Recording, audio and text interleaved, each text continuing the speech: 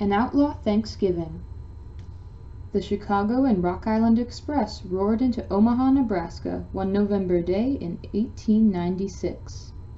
Clara Mayer was the first one off, eager for a gulp of fresh air after 2 days in the sooty rail car. Clara and her mother had come halfway on a journey that had begun in New York State. The day after tomorrow they would meet Papa in Utah and go on to a new life in California. Her mother hurried into the station to freshen up. Clara set off to explore. "Keep your eyes peeled coming west," Papa had written. "Out here, you never know what will happen next."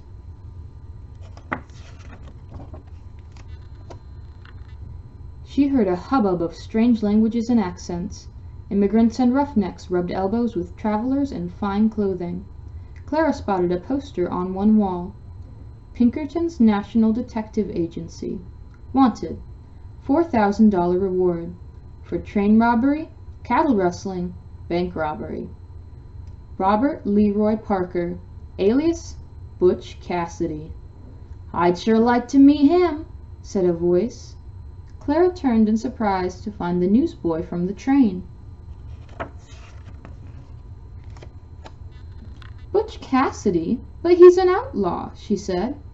"No worse than the robber barons who run these railways," the boy replied with a grin. "Anyway, I think I'd like Butch Cassidy. They say he's awfully good-hearted. Gives some of what he steals to needy folks. Never killed nobody either." "Well, the Pinkertons are after him," Clara said. "Butch ain't afraid of the law or anything else," the boy said. Clara wanted to hear more, but Mama had found her. "Clara, you worry me so." She glanced at the poster and shuddered. "It's time to transfer to the Union Pacific train," she went on. "I've bought some sandwiches for our supper." The prairie outside Omaha was as vast as an ocean. Clara stared at it in awe. To stretch her legs, she made her way to the water cooler. Other people drank from the cup the railroad put out, but Mama insisted Clara use the cup she'd brought along. Mama worried about germs, strangers, and train wrecks.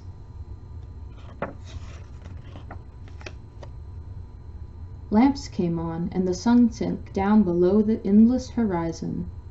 People took out their picnic suppers. A few played cards. Clara and Mama wrapped up in their pillows and blankets. They drifted off to sleep to the clackety-clack of the wheels. In the morning, everything was white. Snow fell in thick, churning flakes. "Snow nearly all night," the conductor said. "We've lost some time." Mama fretted over the news. Across from them a man was playing a card game. He looked over and said, "Hope they make it up. I've got a big Thanksgiving dinner to get to." "We'll be with Papa on Thanksgiving Day," said Clara. "We haven't seen him for months."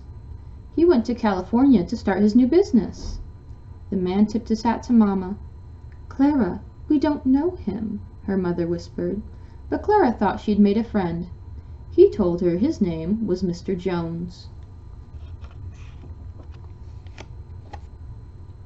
In the afternoon, the train lost speed, as if exhausted.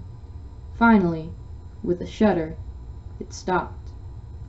The conductor hurried past. "We're snowbound," he announced.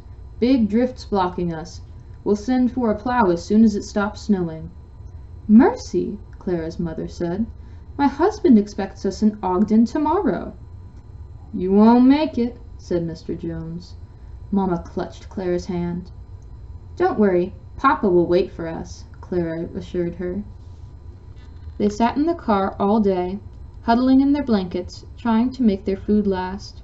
The snow stopped the next morning, but the car was bitterly cold. Through the frosted window, Clara could see mountains ahead. "We'd better get moving soon," a well-dressed passenger remarked. "If one of those train robbers took a fancy to us, we'd be sitting ducks." Mama gasped.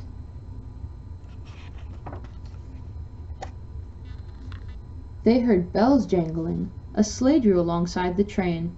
"All aboard for the hotel and saloon. Rest in peace, Rock Springs," the driver hollered. Another sleigh arrived. Jump on for the Dusty Dude Hotel and Dance Hall, Green River. Wait for the train in the lap of luxury." "Mama, let's go to a hotel," Clara cried. People were streaming from the train to board the sleighs. "Goodness, no," Mama said. "They'll have bedbugs and all sorts of riffraff." "You've got to go, ma'am, or freeze to death," Mr. Jones said gently.